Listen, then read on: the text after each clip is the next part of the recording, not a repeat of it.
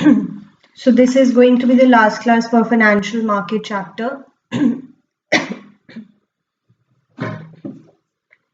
इस चैप्टर में हमने क्या किया? फाइनेंशियल मार्केट की डेफिनेशन, एक्सक्यूज मी,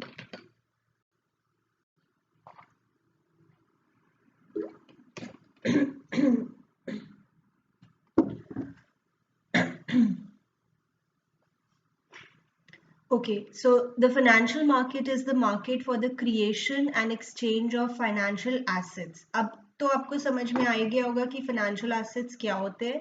ये सभी इंस्ट्रूमेंट्स जिनको हम ट्रेड करते हैं, shares, debentures, bonds, treasury bills, commercial paper, इन सभी को आप फाइनेंशियल एसेट्स कहते हैं. फाइनेंशियल मार्केट दो तरह की होती है, money market, capital market.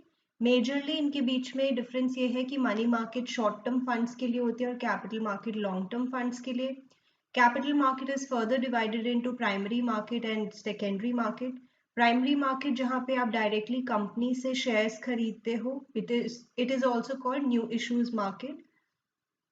Secondary market जहां पे आप ट्रेडिंग करते हो सिक्योरिटीज में, बाइंग और selling, and this is also called stock exchange. इसके बाद हमने प्राइमरी मार्केट, सेकेंडरी मार्केट में डिफरेंस किया, मनी मार्केट, कैपिटल मार्केट में डिफरेंस किया.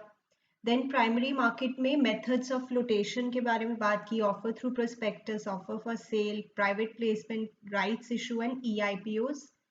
फिर सेकेंडरी मार्केट में हमने बात की कि how do we deal in shares? I mean, how do we trade? The trading procedure. There are 10 points related to that. Then we talked about dematerialization. Then now we were talking about SEBI. SEBI के 3 functions हैं, regulatory, development, protective, जो आपको अच्छे से learn करने हैं. अब हम करते हैं objectives of SEBI, जो कि एक theoretical सा ही topic है. कोई मतलब it's not difficult, but you will have to try and memorize these. कि सेबी का ऑब्जेक्टिव क्या है? What is objective? टारगेट. कि सेबी करना क्या चाहता है? So what is the number 1 objective? To regulate stock exchanges and the securities industry to promote their orderly functioning. Like you know, SEBI को स्टैट्यूटरी स्टेटस मिला था, बताइए किस ईयर में? 1992. करेक्ट. बिकॉज तब तक कुछ बहुत बड़े स्कैम्स और कुछ छोटे मोटे स्कैम्स भी सामने आए थे. तो अब जरूरत थी कि हमें रेगुलेट करना है. रेगुलेट करना है मतलब स्ट्रिक्टली डील करना है विद द स्टॉक एक्सचेंजेस और पूरी इंडस्ट्री के साथ हमें उसको रेगुलेट करना है. We need to bring a lot of rules and regulations and make sure कि वो सब लोग फॉलो करें. So that was the first objective, so that securities market can function in an orderly manner. Then definitely भोले भाले investors को protect करके रखना है. ये तो आप फंक्शंस में भी पढ़ते हो. To protect the rights and interests of investors, particularly we, like the small investors, जिनको ये बोल रहे हैं individual investors, and to guide and educate them. अब आप देखो जो इन्वेस्टर्स में यंग लोग भी आ जाते हैं. Very young people start investing, or even very elderly people also invest. तो हमें उन भोले भाले लोगों को प्रोटेक्ट करना है. That is a very important objective of SEBI. Then to prevent trading malpractices, कोई भी गलत प्रैक्टिस हो रही है उसको देखना है कि we have to stop it. And अगर जैसे we talked about insider trading and imposing penalties for it, कोई भी अगर malpractice हो रही है, then we need to prevent it. And we also need to develop a code of conduct. हमें एक code of conduct बनाना है कि कैसे intermediaries behave करेंगे अगर वो इस कोड ऑफ कंडक्ट को फॉलो नहीं कर. सपोज आपके स्कूल में कोड ऑफ कंडक्ट क्या है? जैसे आपको यूनिफॉर्म पहन के आनी है, यू शुड लुक नीट, आपको कॉरिडोर्स में वॉक करना है, तो जैसे in our school it used to be कि हमें हैंड्स ऐसे पीछे रख के चलना है.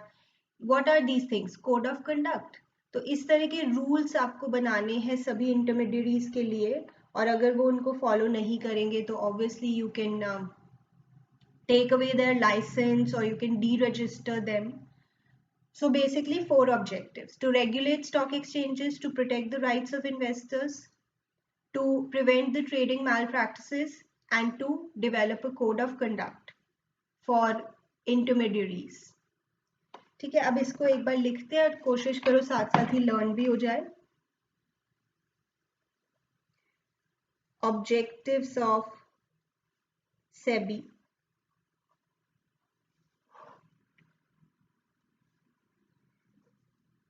To regulate stock exchanges and the securities industry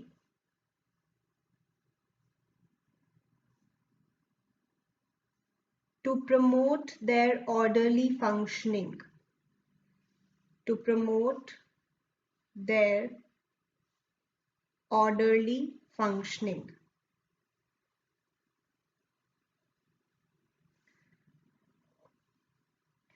To protect the interests of investors. To protect the rights and interests of investors, especially the small investors, individual investors like us, and interests of investors, particularly, yes. What is the meaning of securities industry? The whole market, जैसे पूरी capital market को आप securities industry कह सकते हो, primary market, secondary market, right? Particularly individual investors, and to guide and educate them. ये हम protective functions में पढ़ते हैं.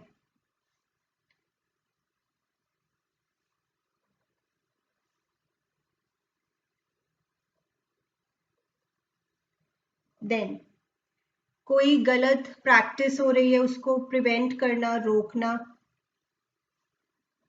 To prevent trading malpractices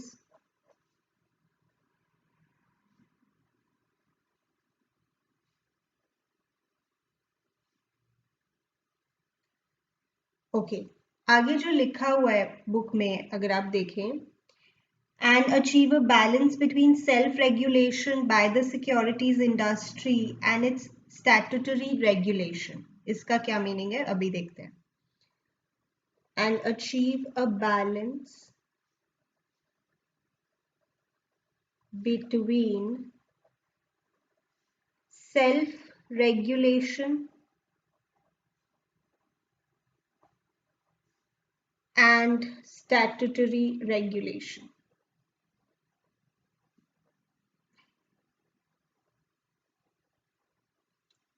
जैसे विषय आप बैंकिंग चैप्टर में पढ़ते थे, something called moral suasion in your economics. उसमें क्या होता है, आरबीआई बैंक्स को कहता है कि अपने आप समझ जाओ, जो मैं बात कह रहा हूँ समझ जाओ, प्यार से समझा रहा हूँ पहले तो, फिर अगर तुम्हें नहीं समझ में आती तो फिर और भी तरीके. करेक्ट इशिका, प्रेशर पर प्लस परसुएजन. पहले परसुएजन कि मैं आपको समझा रहा हूँ, follow this. If you don't understand, then we can use pressure. यहाँ पे भी कुछ ऐसा ही हो रहा है. सेल्फ रेगुलेशन, हम बोल रहे हैं सिक्योरिटीज इंडस्ट्री को, मतलब जितने भी लोग हैं पूरी कैपिटल मार्केट में, उनको हम कह रहे हैं कि खुद को रेगुलेट करो. देखो अपने आप ध्यान रखो कि आपने कोई गलत काम नहीं करना है. खुद को आप रेगुलेट करो, डिसिप्लिन तरीके से चलो, एथिकल तरीके से चलो. और अगर आपको समझ नहीं आता है, फिर हम लीगल रेगुलेशन आप पे लगा देंगे, यानी we can obviously we can impose penalties, imprisonment तक हो सकती है. तो बैलेंस है, सेल्फ रेगुलेट हो जाओ, अपने आप समझ जाओ तो सबसे अच्छी बात है. You also know what is ethical, what is right और रॉन्ग, तुम्हें पता है, खुद समझ जाओ. नहीं तो फिर लीगल रेगुलेशन से हम समझा देंगे. समझ रहे हो? So achieving a balance between self-regulation and statutory regulation. That's how SEBI works. Are you getting it?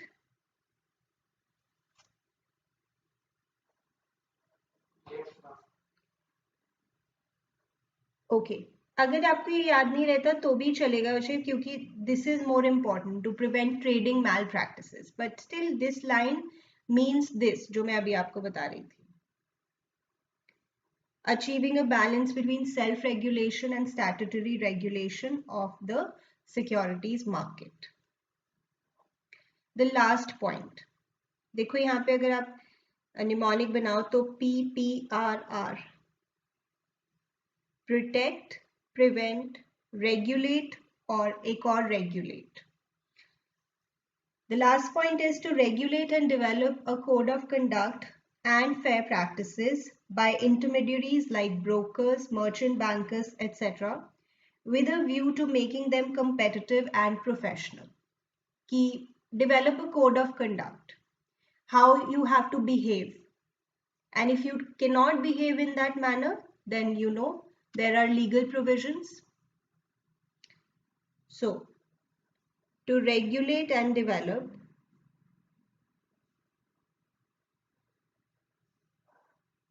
code of conduct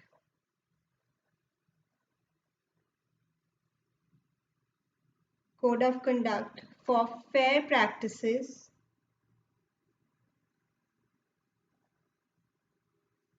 by intermediaries like brokers, merchant bankers, etc.,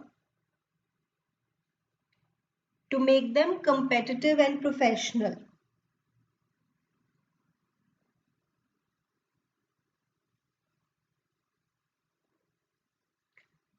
competitive का यहाँ पे मतलब हो गया कि जैसे हम अगर अपनी सिक्योरिटीज मार्केट को फॉरेन कंट्रीज की सिक्योरिटीज मार्केट से कंपेयर करें तो those people are much more professional, they give, they render the services in a more professional manner. तो हमें भी मेक श्योर करना है कि हमारे इंटरमीडियरीज भी कंपेटिटिव हों, प्रोफेशनल हों, so that we can also have a very flourishing securities market in our country. जैसे अगर आप एक ब्रोकर के पास जाते हो और उसको कुछ पता ही नहीं है, उसे नॉलेज ही नहीं है, तो कैसे फिर फ्लरिश करेगी हमारी capital market? How will people have trust? तो हमें अपने ब्रोकर्स को एडुकेट करना है, उनको प्रोफेशनल बनाना है, so that they can deal with public in a better manner and लोगों का भी ट्रस्ट क्रिएट हो पाए. With a view to making them competitive and professional.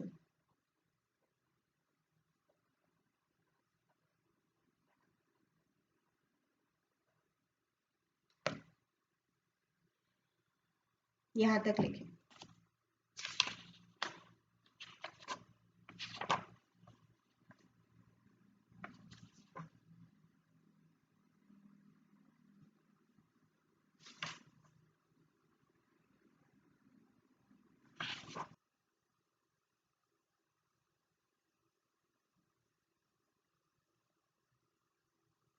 Okay. अब आपको वैसे सिलेबस में नहीं है, बट थोड़ा नॉलेज के लिए बता दूं, मतलब कहीं ना कहीं बॉक्सेस में लिखा हुआ है, बट वैसे सिलेबस में नहीं है. जैसे आपने नाम सुना होगा सेंसेक्स और निफ्टी का, सुना है कभी न्यूज में?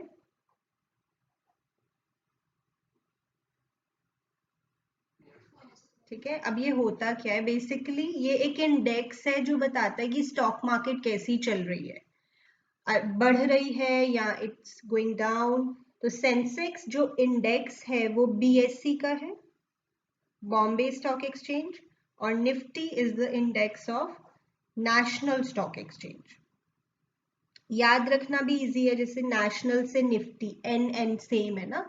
तो अगर ये आपकी नॉलेज के लिए, और कुछ बच्चे जो प्रोजेक्ट बनाते हैं इस चैप्टर के ऊपर स्टॉक एक्सचेंज पे या सेबी पे, उनको फिर हम कहते हैं कि आप इसके बारे में थोड़ा पढ़ के जाओगे. अच्छा, तो सेंसेक्स जैसे अगर आप अभी देखो सेंसेक्स डाउन चल रहा है पिछले कुछ दिनों से, निफ्टी भी डाउन चल रहा है, इसका मतलब ये हुआ कि ओवरऑल जो शेयर्स हैं उनका प्राइस थोड़ा नीचे जा रहा है पिछले कुछ दिनों से. द मेजर रीजन तो अभी कोविड सिचुएशन है, और भी चीजें होती रहती है. तो अगर राइट नाउ की बात करें तो पिछले कुछ दिनों से Sensex and Nifty is going down, which is indicating that the price of almost all the shares is going down. ये एक एवरेज होती है, this is an average. So Nifty is calculated by taking 50 companies. तभी ऐसे भी बोलते हैं Nifty 50. Nifty 50 means Nifty is an index of 50 companies. 50 जो बड़ी बड़ी कंपनीज है ना, जो लिस्टेड है नेशनल स्टॉक एक्सचेंज पे, उनके शेयर के प्राइस का average is Nifty 50. And Sensex is the average of 30 big companies which are listed on Bombay Stock Exchange. So Sensex is the index of BSE, Nifty is the index of NSE. Nifty is the average of 50 companies and Sensex is the average of 30 companies. उनके जो share का price चल रहा है उसका average. Got it?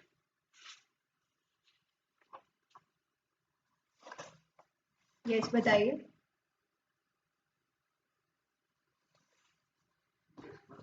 Okay, अब इसे हम बात कर लेते हैं कुछ और. मैंने बताया था ना कुछ हम मिसलेनियस बातें कर लेंगे इधर उधर से चैप्टर में जो रह गई हूं पहले.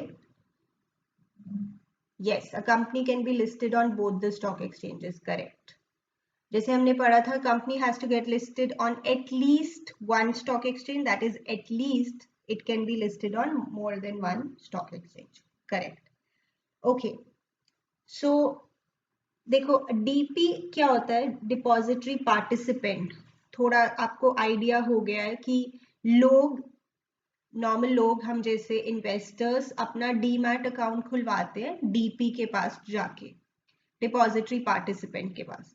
और डीपी का जो बड़ा भाई है या जो हेड है वो होता है depository.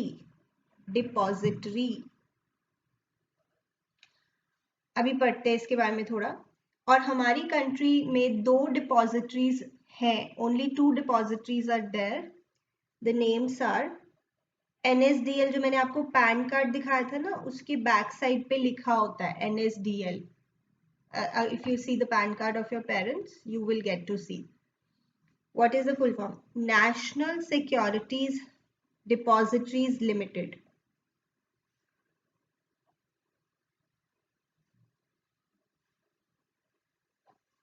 And CDSL, Central Depository Services Limited. Central Depository Services Limited. We have 2 depositories in our country. तो बेसिकली अभी वैसे मैं रीड करवा देती हूँ, बट इसका ये मतलब है कि एक ऐसी बड़ी सी जगह है जहाँ पे सारे रिकॉर्ड्स रखे जाते हैं, किस कंपनी के कितने शेयर्स किस पर्सन के पास हैं, वो सारे रिकॉर्ड्स डिपॉजिटरी रखता है पूरे कंट्री के. तो there are 2 depositories in our country, NSDL and CDSL. Try to learn the full form also. National Securities Depositories Limited, Central Depository Services Limited. लिख लिया यहां तक?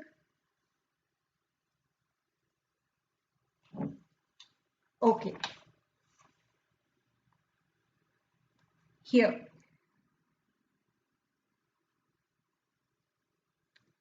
page number 282.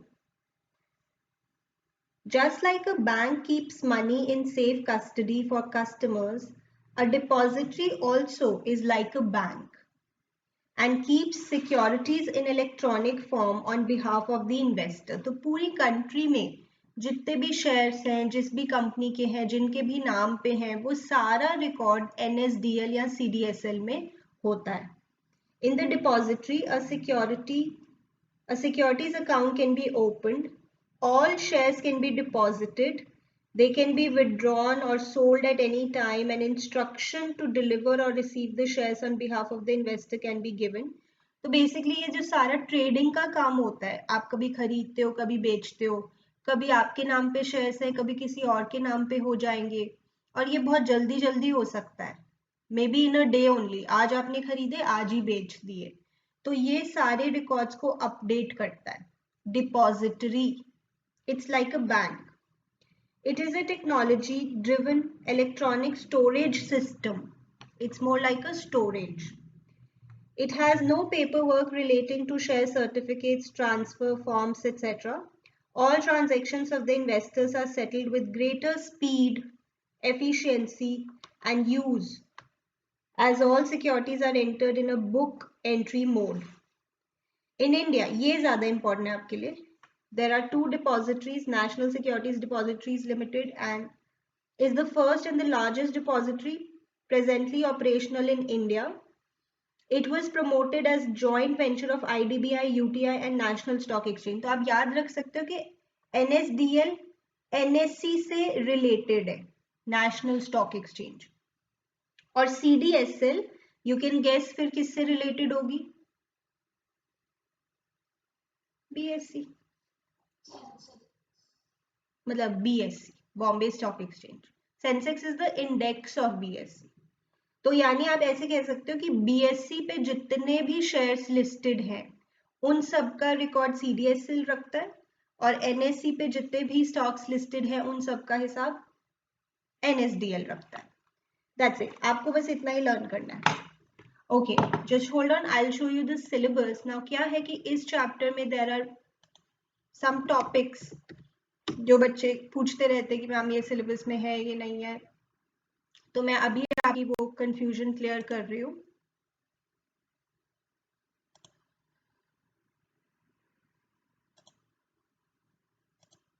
सो ये अब देख लो ध्यान से एक बार. फाइनेंशियल मार्केट का कॉन्सेप्ट में अभी मैंने एक चीज आपको आज की क्लास में करवानी है. फंक्शंस हो गए, टाइप्स हो गए. टाइप्स हो गए money market, capital market. Money market and it's instruments हो गए हैं. कैपिटल मार्केट का कॉन्सेप्ट मतलब जो नॉर्मल उसकी डेफिनेशन वगैरह है, types, methods of flotation, difference of capital market and money market, difference of primary market, secondary market, ये सब हो गया. स्टॉक एक्सचेंज का मीनिंग अभी मैंने आपको लिखवाना है. स्टॉक एक्सचेंज का एग्जैक्ट जो मीनिंग है. फंक्शंस हो गए हैं, ट्रेडिंग प्रोसीजर हो गया है. ओके, अब ये देखो, this is what we are left with little. Give the meaning of depository services and demat account as used in the trading procedure of securities. तो ये थोड़ा सा अभी हमें बात करनी बाकी है इसके बारे में. और सेबी के ऑब्जेक्टिव्स और फंक्शंस. इसका मतलब क्या हुआ कि सेबी के, देखो सेबी में सबसे एंड में क्या दिया हुआ है, ऑर्गेनाइजेशन स्ट्रक्चर दिया हुआ है ना. आपको नीचे एक छोटी सी विंडो दिख रही है, उसमें आपको बुक दिख रही होगी छोटी सी. Can you see? Hardly like it's very small but still. तो ये जो है organisation structure, this is not in the syllabus. I just show you like this. This is not in the syllabus. ये तो मैंने आपको बता ही दिया था. BSc का पूरा पॉइंट सिलेबस में नहीं है. NSE, OTCEI ये सिलेबस में नहीं है. ओके, देन बाकी सब हमें करना है. चलो एक बार फिर मैं यहाँ पे आ रही हूँ दोबारा. तो हमारी कंट्री में दो डिपॉजिटरीज है.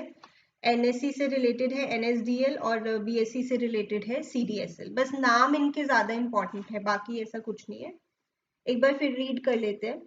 Both these national level depositories operate through intermediaries who are electronically connected to the depository and serve as a contact points with the investors and are called depository participants. अब depository तो बहुत बड़ी जगह हो गई ना. Imagine this is like RBI, central bank. अब हम लोग जो हैं, हम सेंट्रल बैंक से थोड़ी डील करते हैं. हम किससे डील करते हैं?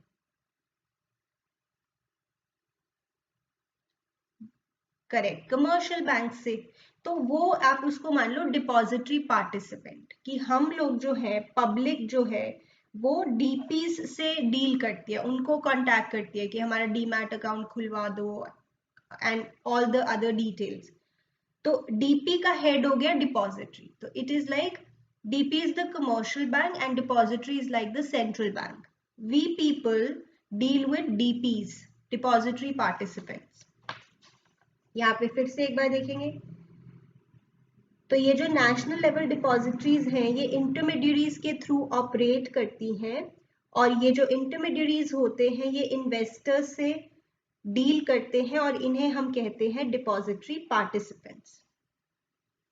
The depository participant serves as an intermediary between the investor and the depository, who is authorized to maintain the accounts of dematerialized shares. DPs जो है वो हमारा डीमैट अकाउंट खोलती हैं.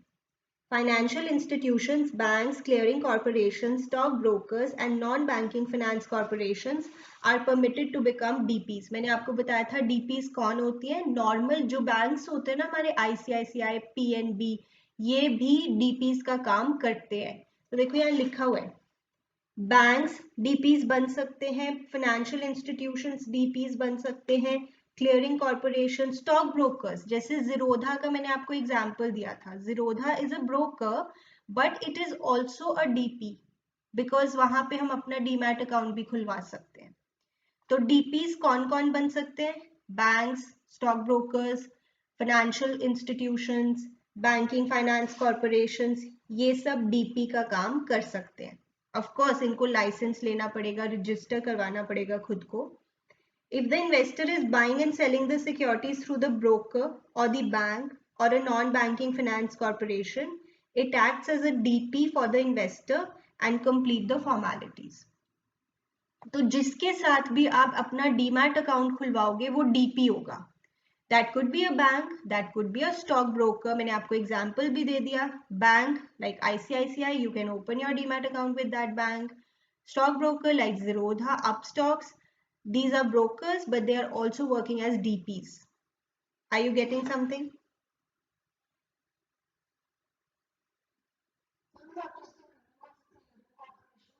Clearing corporations are like clearing houses. ये इस तरह की कुछ बॉडीज होती हैं जैसे जो चेक क्लियरिंग वगैरह में बैंक्स की हेल्प करती हैं. तो दिस इज लाइक एक बैंक का ही सब पार्ट होता है, clearing corporations. Non-banking finance corporations, yes, there can be many examples like Indiabulls, LIC. These are non-banking finance corporations. वैसे ये banks नहीं है but ये financial corporations हैं, पैसे में डील करती हैं. ओके, तो मेन क्या है? If I have to talk about कि आपको याद क्या रखना है, NSDL, CDSL, DP के बारे में आपको बस इतना पता है कि DP के साथ हम अपना डीमैट अकाउंट खुलवाते हैं, और banks, stock brokers, financial institutions, ये सब DPs का काम करते हैं हमारी कंट्री में. Okay, then I have to talk about, यहाँ पे थोड़ा सा एक पॉइंट मुझे डिस्कस करना है.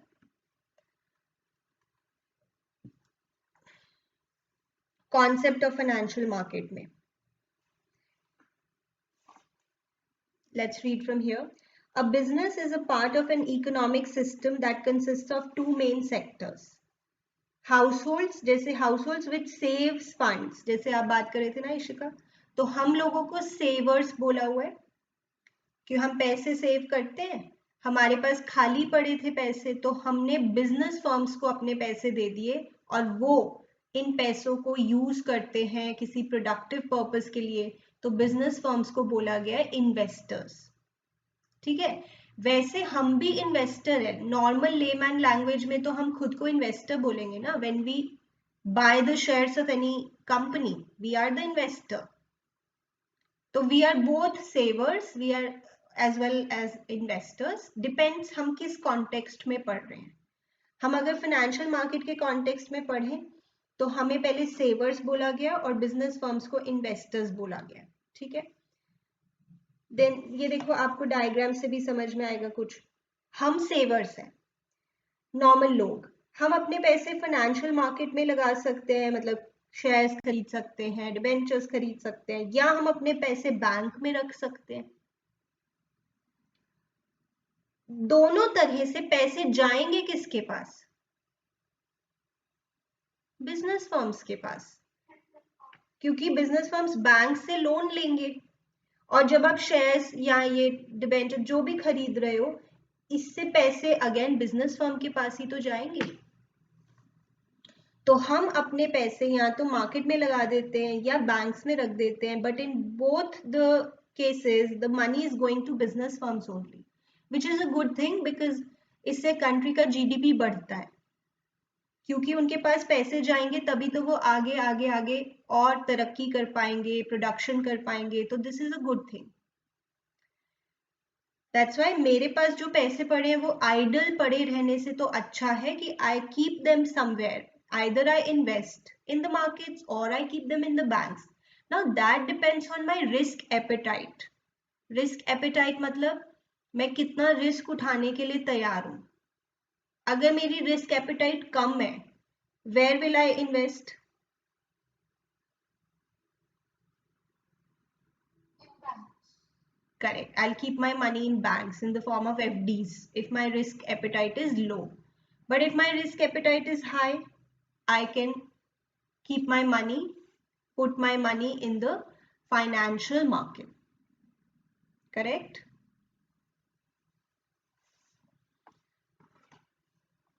Okay. Now, a financial market helps to link the savers, we people, and the investors by mobilizing funds between them. तो हमारे बीच में funds का mobilization होता है, transfer होता है basically.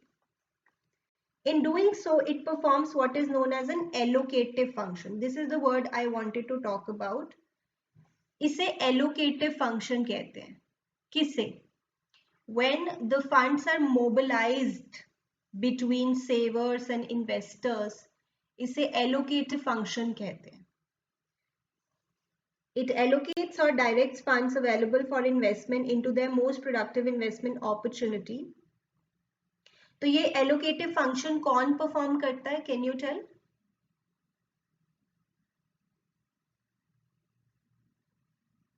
Who performs this allocative? Correct. ये allocative function किसका है? Financial market का है.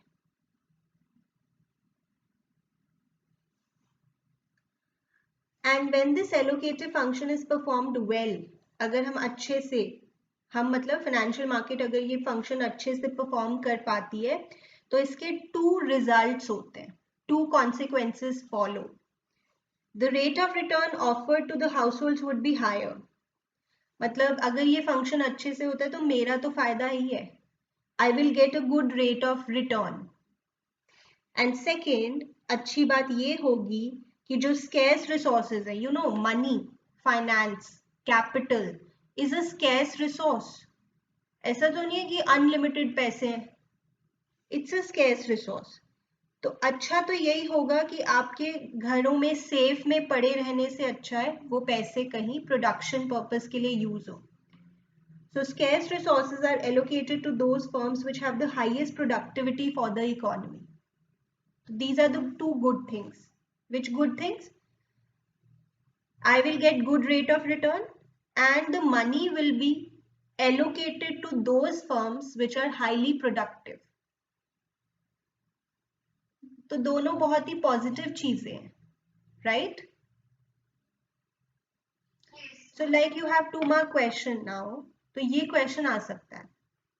If the allocative function is performed well by the financial market, which two consequences follow? It would be a very direct question, not in the form of any case study, but yes, it may come. Which two consequences follow? Number one, the rate of return offered to the households would be higher. We'll get good rate of return. And the scarce resource, which is money, is allocated to those firms which are highly productive.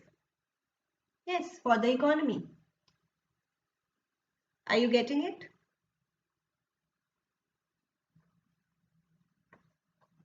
Right, Manpreet.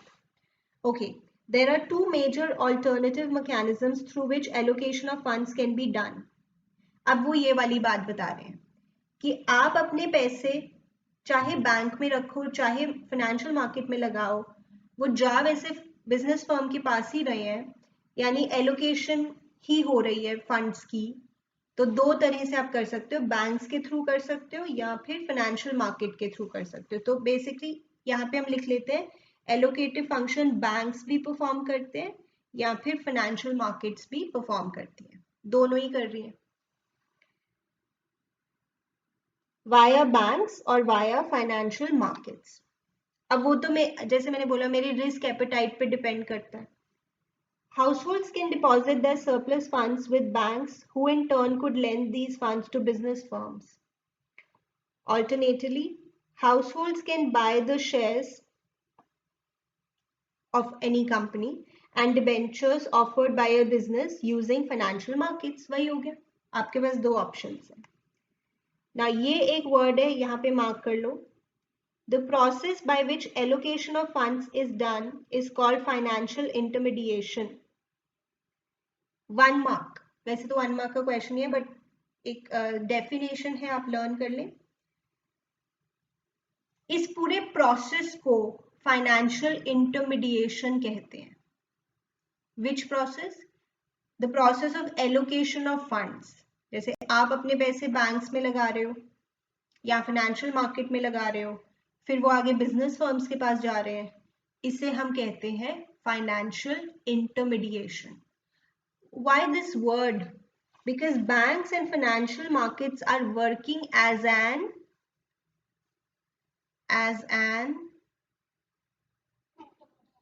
correct.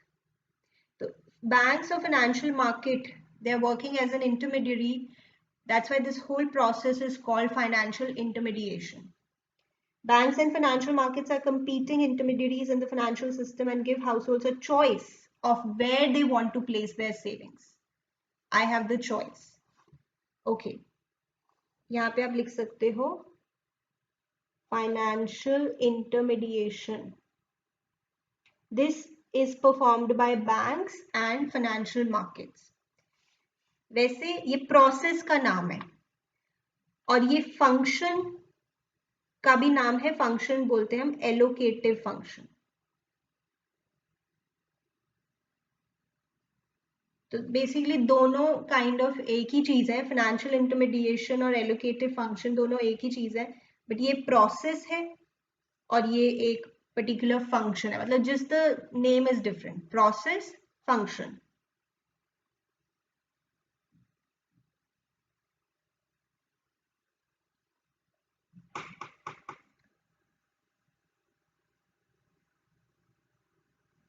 बताइए बात। Yes,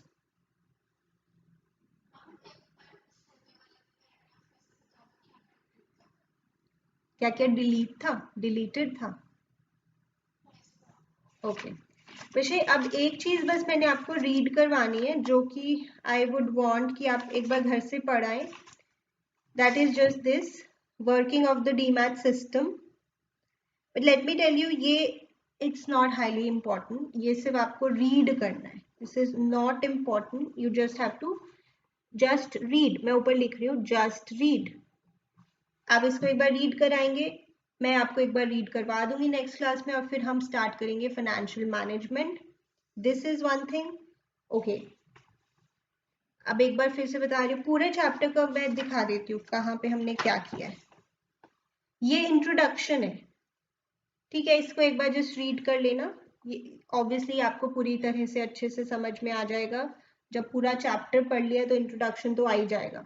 इसमें तो बस ये बताया हुआ है कि जैसे जो बिजनेस फर्म्स हैं उनको बिल्डिंग खरीदनी होती है, मशीनरी खरीदनी होती है, उनको पैसे चाहिए होते हैं, तो फिर वो या तो कैपिटल मार्केट में जाती हैं, शेयर्स इशू करती हैं आईपीओज की फॉर्म में, फिर पैसे उठाती हैं लोगों से, वो सब है। ये मैंने आपको रीड करवा दिया। फंक्शंस ऑफ फाइनेंशियल मार्केट हो गया, मनी मार्केट के सारे इंस्ट्रूमेंट्स हो गए, कैपिटल मार्केट क्या होती है, उसका डिफरेंस क्या है, सब हो गया। प्राइमरी मार्केट की little introduction and methods of flotation सब हो गया, डिफरेंस हो गया। हाँ, मैंने कहा था ना स्टॉक एक्सचेंज का मुझे आपको मीनिंग लिखवाना है, यस दैट इज लेफ्ट।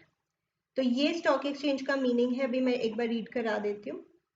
इसके बाद फंक्शंस ऑफ स्टॉक एक्सचेंज हो गया। ट्रेडिंग एंड सेटलमेंट प्रोसीजर में ये जो पूरा यहाँ से यहाँ तक है ना, यहाँ से लेकर यहाँ तक, can you see it on screen? From here till here, can you see? बोलो। ये आपको करना है जस्ट रीड। जस्ट, जब मैं जस्ट रीड लिखा रही हूँ मतलब आपको ऐसे एक एक वर्ड वहां लर्न नहीं करने बैठना। ये हो गया, this we have done steps in the trading procedure. ये जो मैंने आपको 10 स्टेप्स लिखवाए हैं ये हमारे पूरे हो गए हैं। ओके, उसके बाद डीमटीरियलाइजेशन एंड डिपॉजिटरीज, ये हो गया। इसमें ज्यादा इंपॉर्टेंट एक तो ये डीमटीरियलाइजेशन की डेफिनेशन है। Working of demat system just read. Okay, depository मैंने आपको आज पढ़वा दिया। एनएससी कट पूरा with objectives, market segments of NSC सब कट, ओटीसीआई कट पूरा कट, बीएससी पूरा कट कट।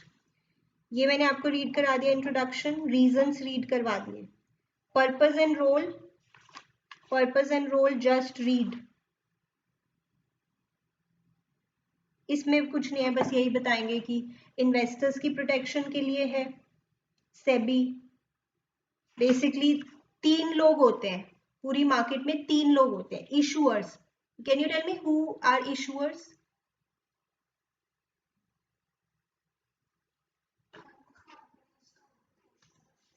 करेक्ट, जिनको पैसे उठाने हैं दे आर द इशूअर्स।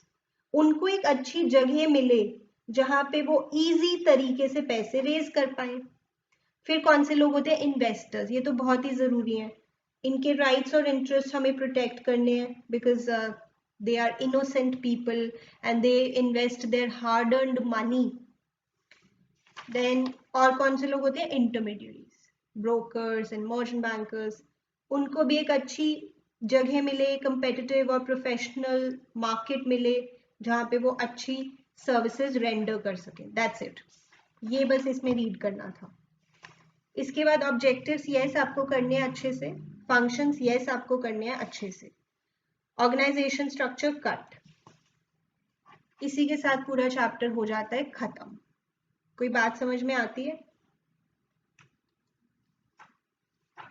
मतलब आपको एक बार पता लग गया ना कैसे कैसे you have to go about.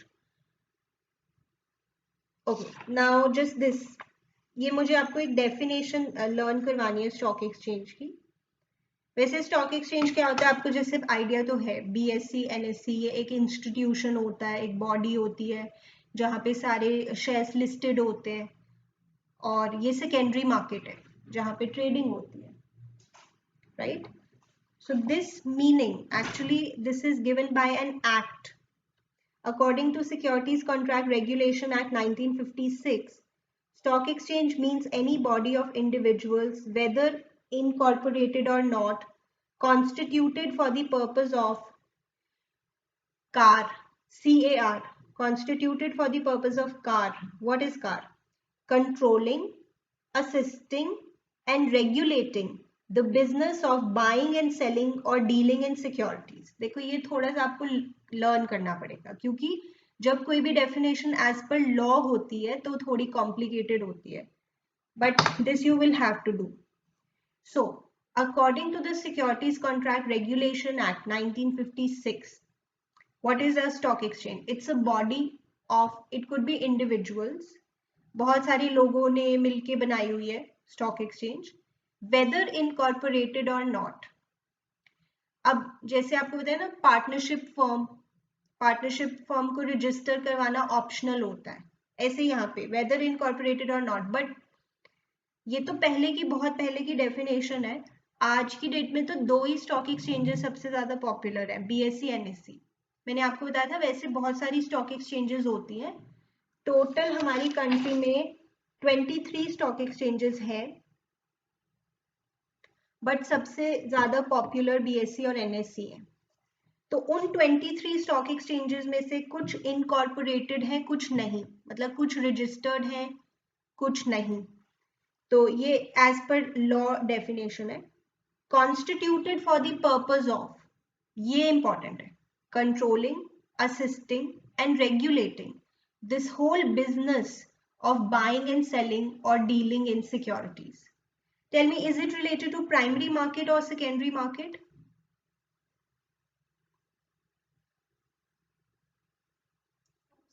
secondary market, right?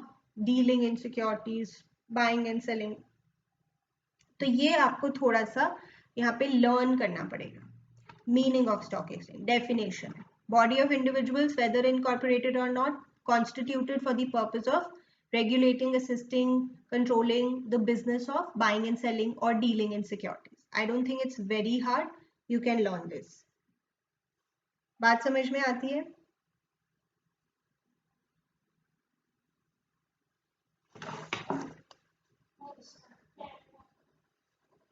Write the meaning of stock exchange in notebook.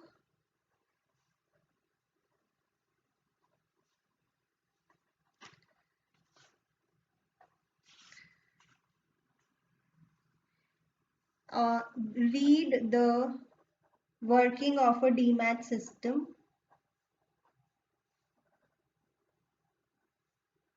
ये मतलब आपको होमवर्क में करना है.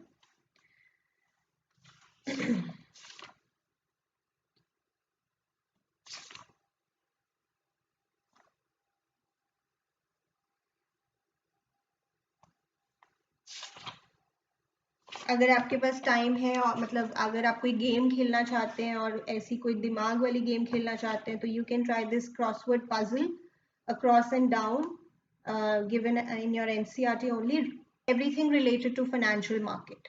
ठीक है, तो ये if you want you can try this. Okay.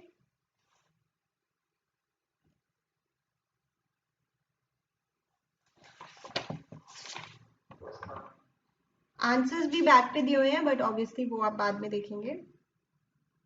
चलो,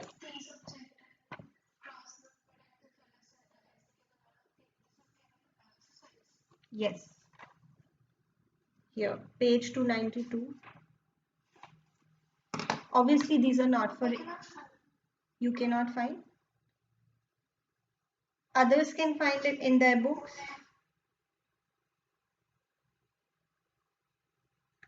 Maybe it's in this edition then. You want, I can send a picture. This is only for your knowledge. You can try if you like. Maybe अब उन्होंने हटा दिया होगा book से. Who all can find in their books?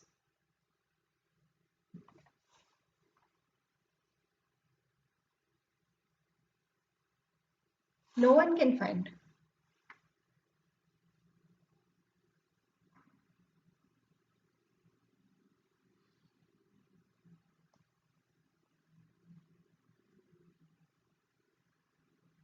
Like an exercise that's very short answers, short questions. So it is which actually then ये किस एक addition में उन्होंने दिया होगा, अब नहीं होगा. चप्पालक की बुक में भी है. ठीक है. If this is just for your knowledge, for fun also, if you like you can try. I have shared the picture. Answers अभी मैं share नहीं कर रही हूँ. Later I can share the answers also. ठीक है. चल. Thank you so much. Now this is it for this class. This chapter is over.